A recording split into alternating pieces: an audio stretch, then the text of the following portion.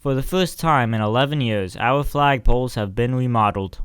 The flagpole was remodeled because the flagstones around the flagpoles were displaced. They were a safety issue, and also aesthetically, it did not look pleasant at all. JLOTC cadets were key to raising funds for the remodel. Each cadet distribute about 20 emails and different text messages to get our link out and get people donating to the JROTC specifically for building the stones around the flagpole or upgrading. But cadets weren't the only ones involved. And asked the PTSA, which we're extremely grateful for, that they were able to come in and cover a gap of approximately $800. It took over a month to remodel the flagpole.